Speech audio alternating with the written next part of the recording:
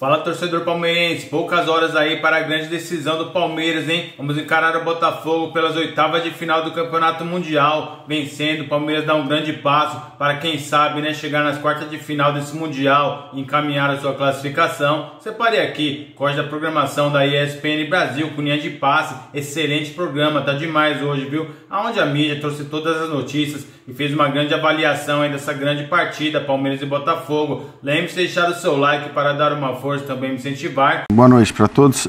Acho que, obviamente, é pior você ser eliminado por um brasileiro do que ser eliminado por um PSG, por exemplo. Mas alguém tem que ser eliminado. Sim. Quando dois times desses se enfrentam, alguém vai ter que ser eliminado. E é normal a eliminação tanto de um quanto de outro. Eu acho que se a gente for discutir quem foi melhor até aqui no Mundial, não tem muita sombra de dúvida, né? Apesar das pontuações, apesar do Botafogo ter perdido um jogo, é claro que o Botafogo jogou muito melhor nessa fase de grupos, mas para mim não é o suficiente para apontá-lo como favorito por diversas questões. Primeiro que a gente tem mudanças nos dois times e acho que no Botafogo a gente provavelmente não teria essa mudança se o Gregori não tivesse tomado o cartão que tomou. Aí eu acho que o Botafogo viria com o seu time principal, mas haverá. E se haverá, no sentido do que as pessoas estão falando, que é o Cuiabano começar jogando, já é uma mudança que indica uma mudança de postura, porque ele poderia colocar o Newton e ter uma equipe um pouco mais precavida, como aconteceu diante das outras duas forças que o Botafogo enfrentou, né? Então, na hora que o Gregori sai, você não opta pela entrada de um volante e opta pela entrada de um lateral, mas que é um lateral que ataca bastante e que vai ter essa missão de atacar, de marcar a saída, eu acho que já indica um Botafogo diferente, um Botafogo mais corajoso. E não é nenhum absurdo, até pelo que a gente viu do Palmeiras diante do Inter Miami, principalmente. O Palmeiras eu acho que faria mudança de qualquer jeito. Acho que para o Palmeiras o desfalque do Murilo vai ser muito pesado também, porque o Arthur, a gente fala pouco do Arthur, mas o Arthur está jogando bem. O Arthur tem feito boas atuações, é que você tem outros destaques no Botafogo, né? Acho que o Barbosa jogando num nível absurdo, o Igor Jesus resolvendo jogos, mas o Arthur tá jogando muito bem e é ele quem vai cair por ali.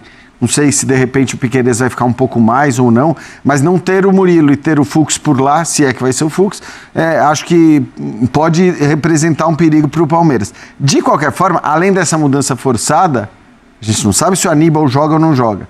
E acredito que se ele não jogar dessa vez, provavelmente o Abel vai colocar o Emi Martínez, porque ele viu como ele sofreu sem um marcador naquele meio campo. E ali na frente acho que não tem muita dúvida de que o Maurício tem que voltar para o time. Aí se vai jogar o Flaco, se vai jogar o Vitor Roque, acho que a gente já tem falado aqui bastante sobre isso, tem motivos para um, motivos para outro, mas acho que o Maurício tem que entrar na equipe no lugar do Veiga, então acho que assim, o Abel faria mudanças de qualquer forma. E a outra dúvida que eu tenho é, quem vai jogar na linha de 4, ali a segunda linha do Palmeiras, depois da linha de 3 zagueiros, porque o Palmeiras joga com 3 zagueiros. Isso, sempre bom lembrar. Sempre bom lembrar. A gente tem que lembrar isso. Na linha de 4, aberto do lado direito.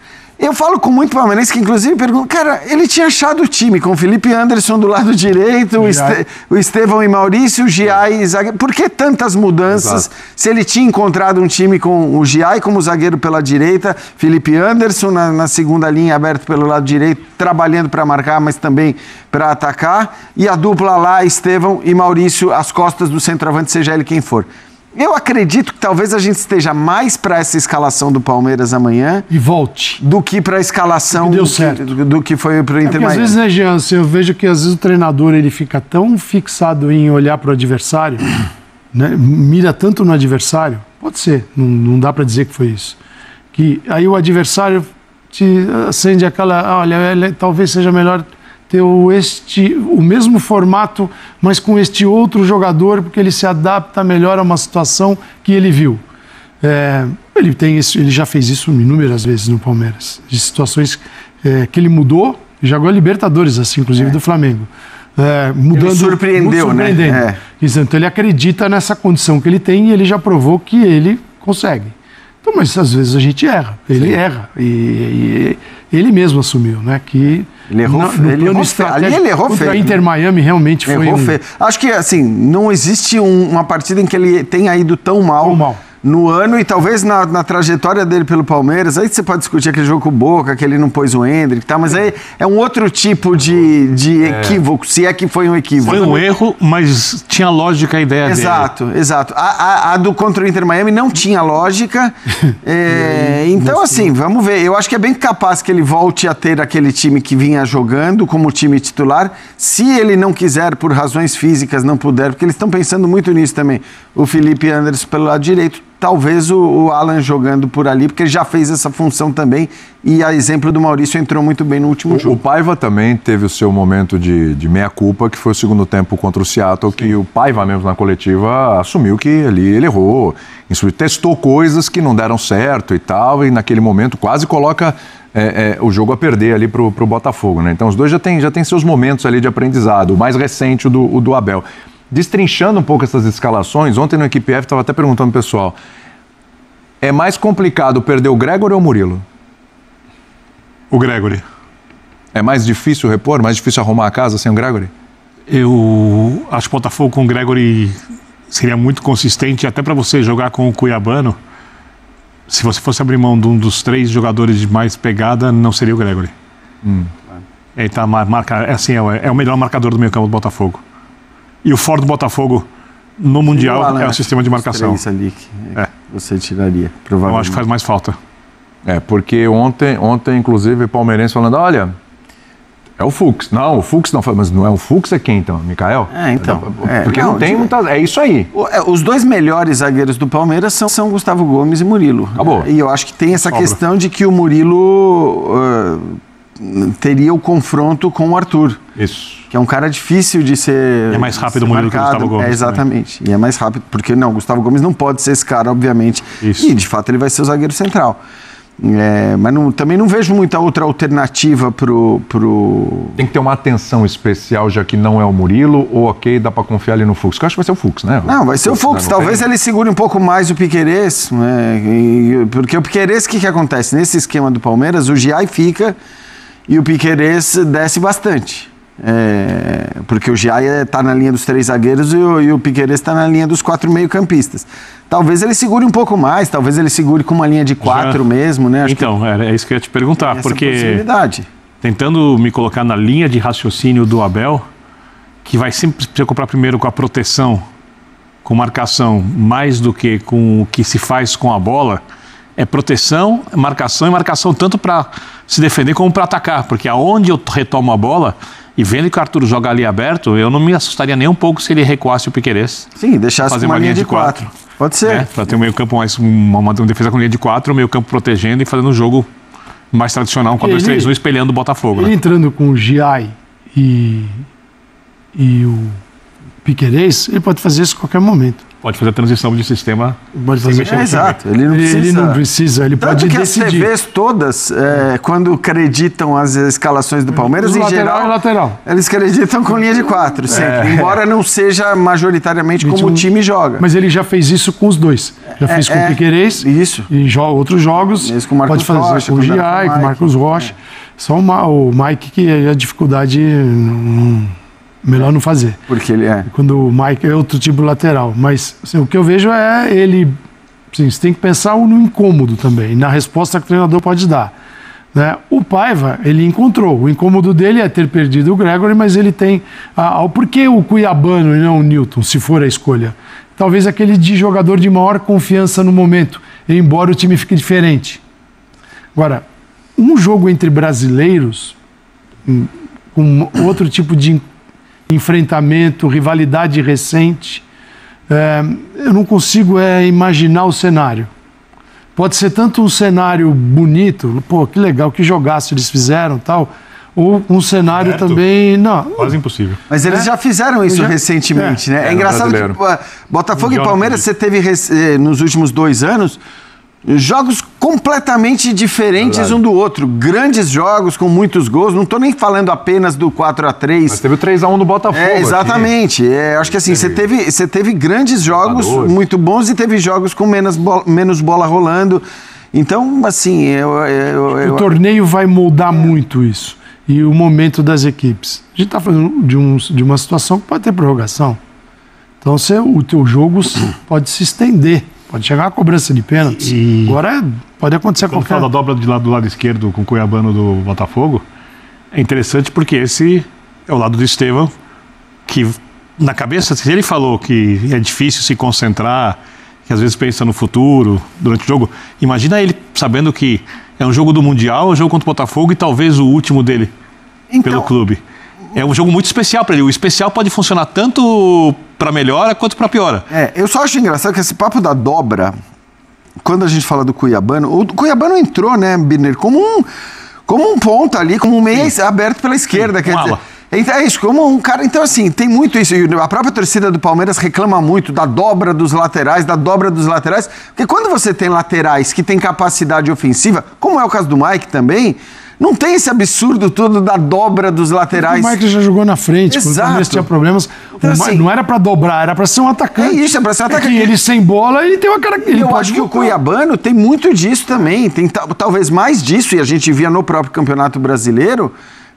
Aliás, de apoio que de marcação. O Renato Paiva falou isso pra gente aqui no Bola da Vez. Ele falou: não é que eu coloquei um lateral pra marcar. Claro. Inclusive, com jogos contra times menores, mais fracos, o Cuiabano jogou ali, ou seja, você pode até entrar num jogo e determinar aquele lateral com um lateral que exerça só marcação. Isso, você pode fazer. Pode ser. Não é o caso. Porque é o seguinte, cara, como é que foi o Savarino e o Arthur na dobra contra o PSG?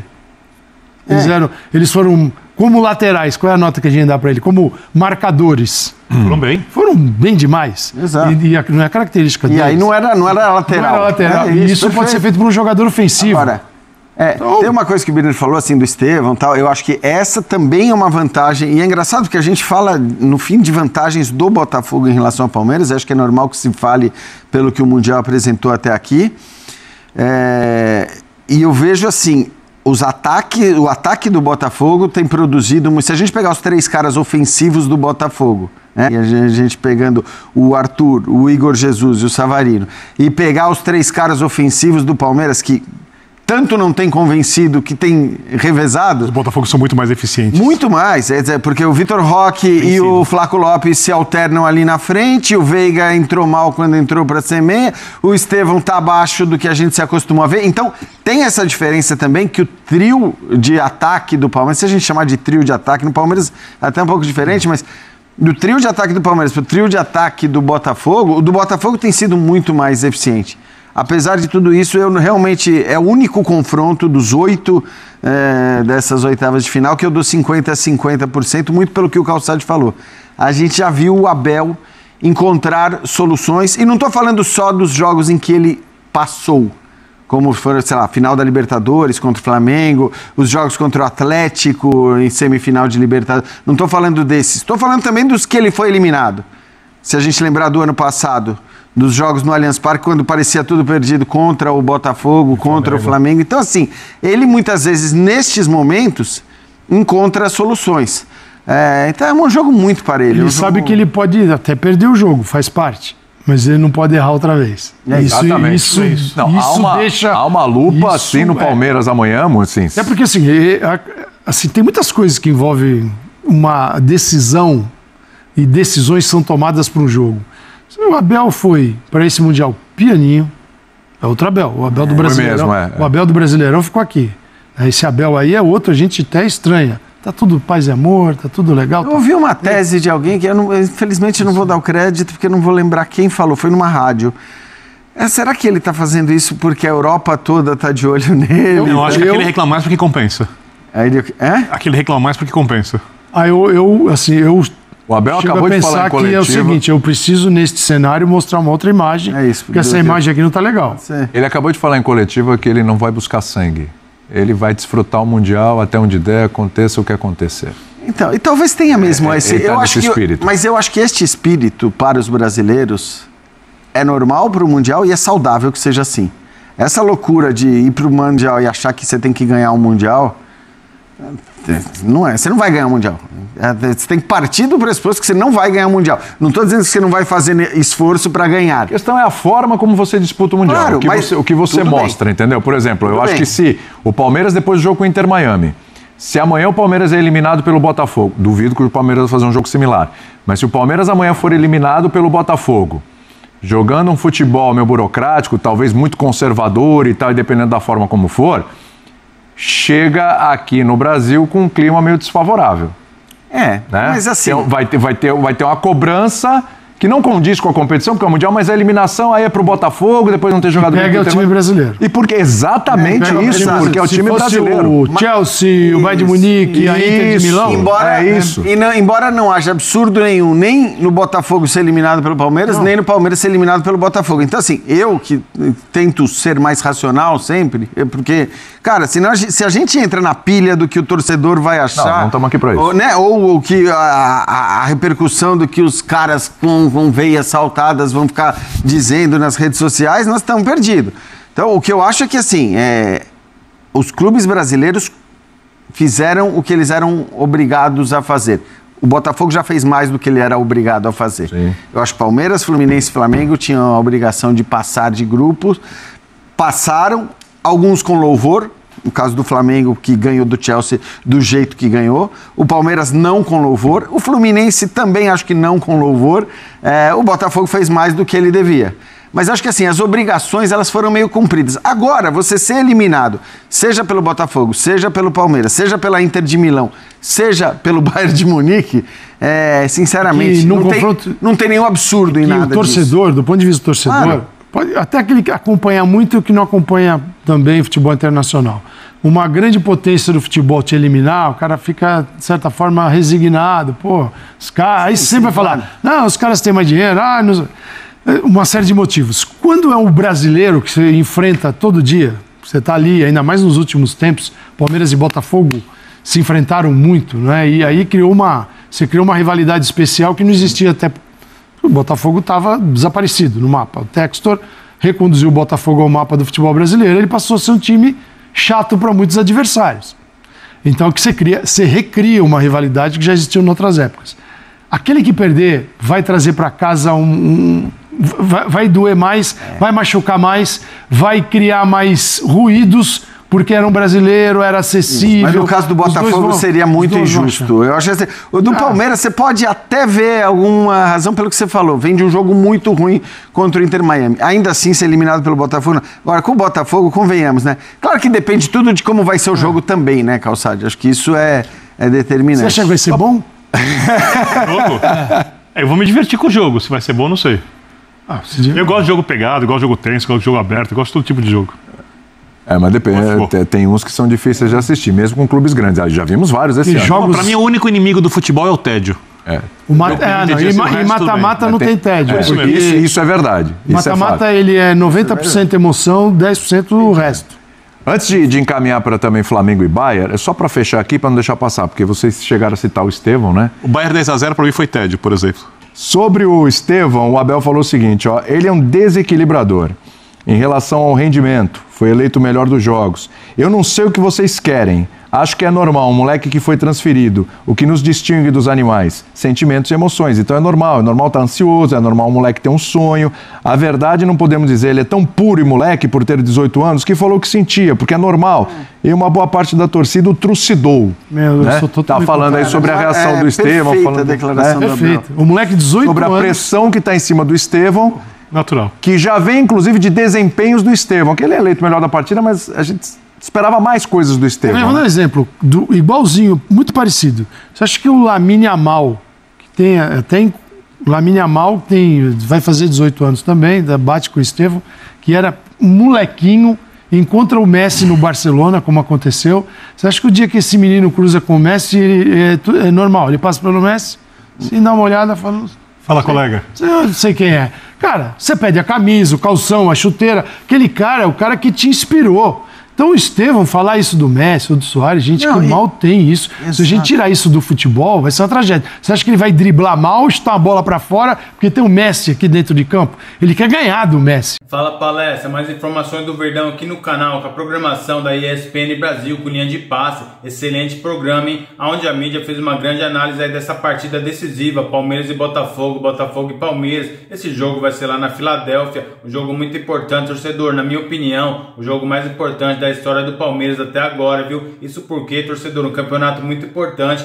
Palmeiras já ganhou muito dinheiro nesse campeonato e se vencer pode conquistar mais dinheiro ainda, valorizando aí os jogadores palmeirenses, a marca do Palmeiras e enchendo os cofres aí do clube, não é mesmo? Isso sem falar no prestígio que o Palmeiras vai ter aí chegando numas quartas de final. O Palmeiras vai ganhar bastante evidência, mais do que já tem, não é mesmo, torcedor? Palmeiras para essa partida aí provavelmente não vai contar com o Murilo, né, que está fora dessa partida e também do campeonato. O Aníbal Moreno é dúvida até agora. O Abel Ferreira falou que ele está recuperado, né, que vai estar à disposição. Algumas pessoas aí falaram que é blefe do Abel, isso para tentar confundir, né, o técnico do Botafogo. Mas seria uma excelente notícia, né, principalmente o Aníbal, que é um jogador que jogou muito bem as duas partidas, não sentiu aí esse campeonato, né, tá fazendo muito calor lá nos Estados Unidos e ele tá jogando muito bem. Quem sabe, né, ele pode ser uma surpresa. Vamos aguardar aí e torcer. É muito difícil aí, como a gente sabe, acertar a escalação do Palmeiras. Abel Ferreira sempre surpreende, né? Vamos aguardar aí. Vamos fazer aqui algumas informações do Verdão com relação a essa partida decisiva contra o Botafogo, oitava de final do Campeonato Mundial 2025. Nessa sexta-feira, logo após desembarcar na Filadélfia, palco do confronto, o técnico Abel Ferreira comentou sobre a disputa do torneio, projetou o desempenho da equipe e alertou que o Palmeiras tem que ter atenção total em campo. No jogo anterior contra o Inter Miami, o Palmeiras passou por um susto, chegou a estar perdendo por 2-0, mas conseguiu buscar um empate nos minutos finais, um empate heróico ali, né? Inclusive, esse empate ajudou o Palmeiras a ficar em primeiro lugar aí no grupo. Para aquela partida, a equipe teve um desfalque importante. Aníbal Moreno ficou de fora por conta de um edema na coxa direita. Agora o treinador terá mais uma ausência confirmada. O zagueiro Murilo, que sofreu uma lesão na coxa na última partida contra o Inter Miami. Eu vou trazer aqui, torcedor, uma provável escalação do Verdão para esse confronto decisivo contra o Botafogo. A escalação provável do time inclui o Everton, o Riai, Gustavo Gomes, o Bruno Fux e o Piquerez, Emiliano Martins, o Aníbal Moreno, né, que está recuperando, o Richard Rios, Maurício, Facundo Torres, Estevão e Vitor Roque. E aí, torcedor, o que você achou aí da provável escalação do Verdão para esse confronto contra o Botafogo? Comente aí. E eu vou ficando por aqui. Lembre-se de deixar o seu like, se inscreva no nosso canal. Então até o próximo vídeo.